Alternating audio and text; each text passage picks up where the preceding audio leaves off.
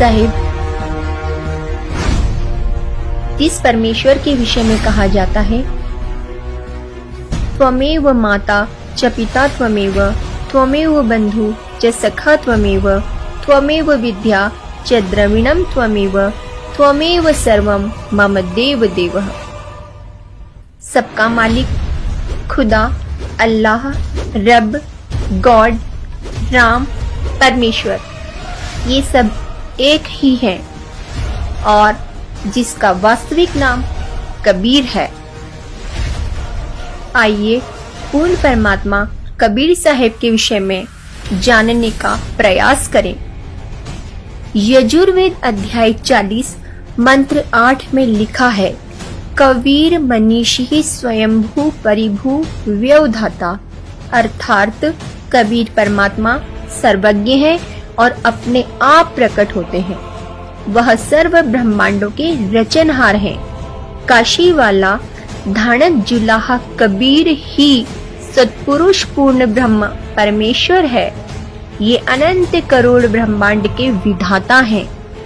कबीर का अर्थ अरबी भाषा में महान होता है।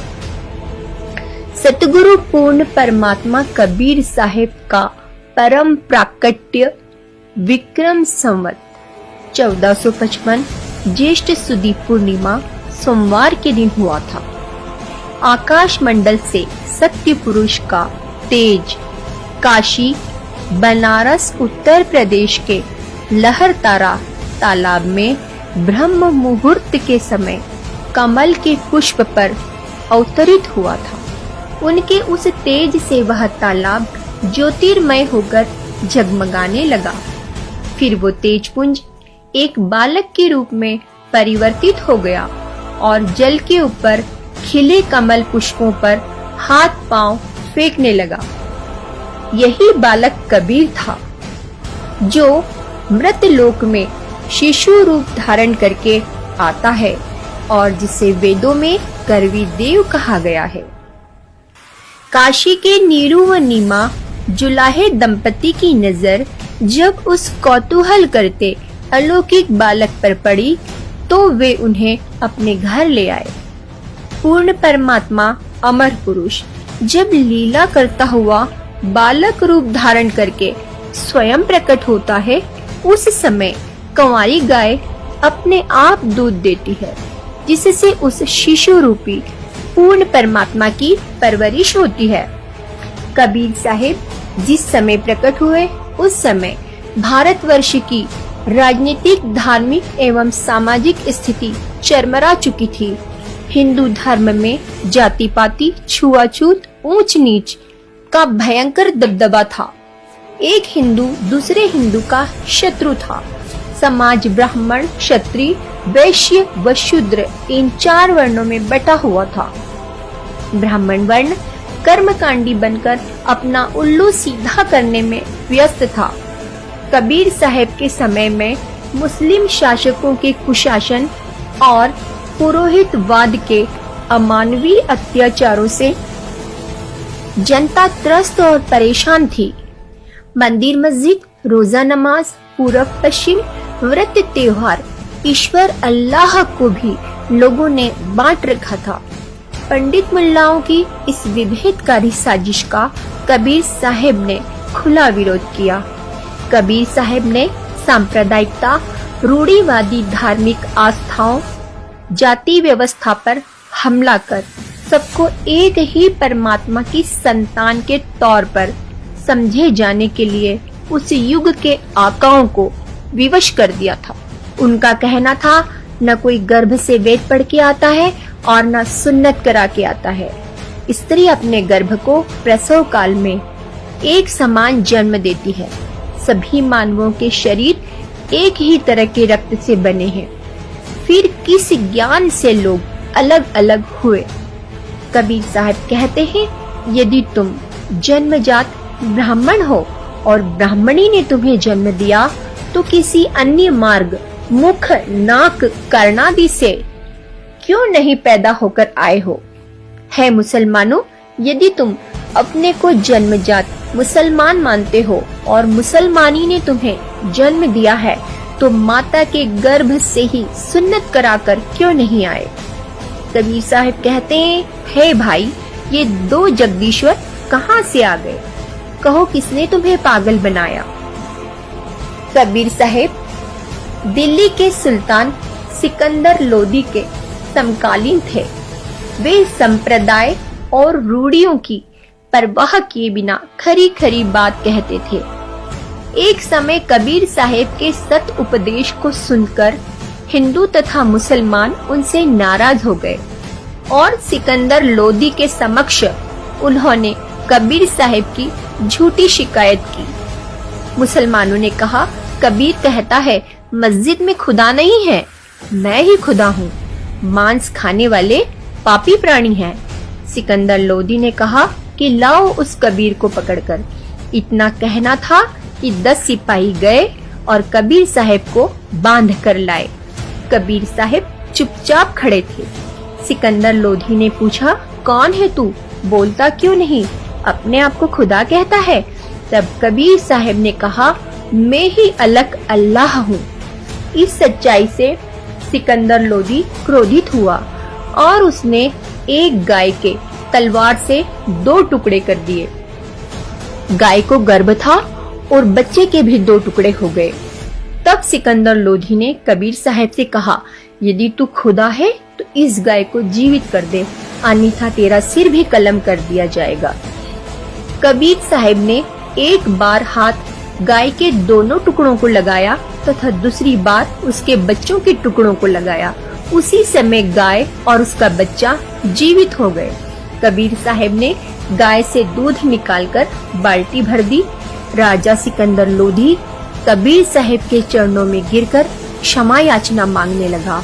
उसने कहा, आप कबीर अल्लाह है, बख्शो इब की बार, दास गरीब शाह को अल्लाह रूप दीदार। सिकंदर लोधी का धर्मगुरु शेख तकी कबीर साहब से द्वेष रखता था। इस द्वेषाग्नि में जलते हुए शेख तकी की जिद पर बादशाह सिकंदर लोधी ने 52 बार कबीर साहब की परीक्षा ली। इसे ही 52 कसमी कहा जाता है। कमाल और कमली को कबीर साहब ने पुनः जीवित कर दिया था। ध्यान रहे साथियों, मृत व्यक्ति को केवल समर्थपूर्ण परमात्मा ही पुनः जीवित कर सकता है और किसी सिद्ध या कला पुरुष या देवी देवताओं में ये सामर्थ्य नहीं है।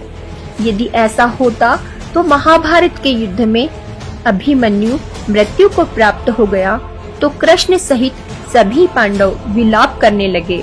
उस समय कृष्ण भी अभिमन्यु को इसलिए जीवित नहीं कर पाए क्योंकि उसकी आयु शेष नहीं थी। कबीर परमात्मा ने 5 वर्ष की आयु में गुरु मर्यादा को बनाए रखने के लिए लीला की और रामानंद जी को अपना गुरु बनाया।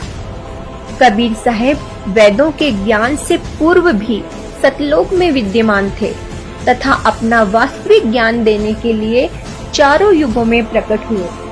सतयुग में सतसुकृत के नाम से प्रकट हुए, त्रेता युग में मुनिंद्र नाम से, द्वापर में करुणामय नाम से तथा कलयुग में कबीर प्रभु के नाम से प्रकट हुए।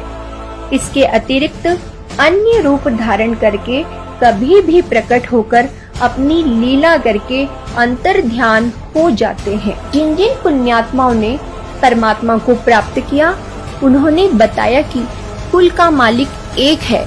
वह मानव सदृश तेजोमय शरीर युक्त है, जिसके एक रोमकूप का प्रकाश करोड़ों सूर्य तथा करोड़ चंद्रमाओं की रोशनी से भी अधिक है। उस परमेश्वर का वास्तविक नाम सतकबीर, कबीरा कबीरन, खबीरा खबीरन है। जिन संतों और ऋषियों को परमात्मा की प्राप्ति नहीं हुई, उन्होंने अपना अनुभव बताया कि परमात्मा का केवल प्रकाश देखा जा सकता है, उसका कोई आकार नहीं है। और जिन संतों ने पूर्ण परमात्मा को देखा है, उनके कुछ नाम इस प्रकार हैं। आदरणीय धर्मदास साहेब जी, बांधवगढ़, मध्य प्रदेश। आदरणीय दादू साहेब जी, आदरणीय मल्लुकदास साहेब जी, आदरणीय गरीबदास साहेब जी, गांव छुड़ानी, जिला झज्जर हरियाणा वाले आदरणीय नानक साहेब जी, आदरणीय घीसा दास साहेब जी, गरीब दास साहेब जी पूर्ण परमात्मा के विषय में कहते हैं, अजब नगर में ले गया हमको सतगुरु आन, झलके बिंब अगाध गति सूते चादर तान। अनंत कोटि ब्रह्मांड का एक रति नहीं भार, सतगुरु पुरुष कबीर हैं कुल के सृजनहार। गुरु ग्रंथ साहिब पृष्ठ 721 की अमृतवाणी महिला 1 में नानक जी ने कहा है कि हक्का कबीर करीम तू बेएब परवरदिगार। इसी का प्रमाण गुरु ग्रंथ साहिब के राग सिरी महिला 1 पृष्ठ नंबर 24 पर शब्द नंबर 29 में एक सुवान दुई सुवानी नाल, भलके बहु कही सदा बियाल, कुड़ छुरा मूठा मुर्दार, धानक रूप रहा करतार। इसी प्रकार पवित्र कुरान शरीफ के अध्याय सूरत फुरकानी 25 आयत 52 से 59 में कहा है कि वास्तव में इबादई कबीरा अर्थात पूजा के योग्य कबीर अल्लाह है। यह कबीर ही पूर्ण परमात्मा है जिसने 6 दिन में सृष्टि रची तथा 7वें दिन तखत पर जा विराजा। उसकी खबर किसी बाखबर से पूछ कर तो देखो। सर्व ग्रंथों में भी प्रमाण है कि कबीर साहिब ही भगवान है। ऋग्वेद मंडल 10 सूक्त 90 मंत्र 3 से 16, यजुर्वेद अध्याय 19 मंत्र 26 से 30, यजुर्वेद अध्याय 29 मंत्र 25, श्रीमद् भगवद गीता अध्याय 8 श्लोक 9, अध्याय 15 श्लोक 17, अध्याय 18 श्लोक 62-66 में संतों की वाणी में हम है सतलोक के वासी, दास कहाए प्रगट भय काशी, नहीं बाप न माता जाए, अब गति ही से हम चल आए। कबीर के राम तो अगम है और संसार के कण कण में विराजमान थे। कबीर के राम इस्लाम के एकेश्वरवादी, एक सत्तावादी खुदा भी नहीं है और न ही दशरथ पुत्र राम कबीर के राम है। वो तो सबसे अलग, सब में रमता राम है। कबीर परमात्मा के अनुसार नाम से ही जीव की मुक्ति संभव है। कबीर कोटि नाम संसार में, इनसे मुक्ति न होए, सार नाम मुक्ति का दाता, वाको जाने न कोई। कबीर साहिब 120 वर्षों तक काशी में जुलाहे की भूमिका निभाते रहे। काशी में प्रचलित मान्यता है कि जो यहाँ मरता है उसे मोक्ष प्राप्त होता है। रूढ़ियों के विरोधी कबीर साहिब को यह बात कैसे मान्य होती, अतः वे काशी छोड़कर मगहर चले गए और सन 1518 के आसपास शरीर छोड़कर अंतर्ध्यान हो गए। उनके शरीर के स्थान पर पुष्प व चादर मिले, जिसे हिंदू व मुस्लिम अनुयायियों ने बांटकर समाधि और मजार बनाई है, जो आज भी विद्यमान है। सत साहिब जी।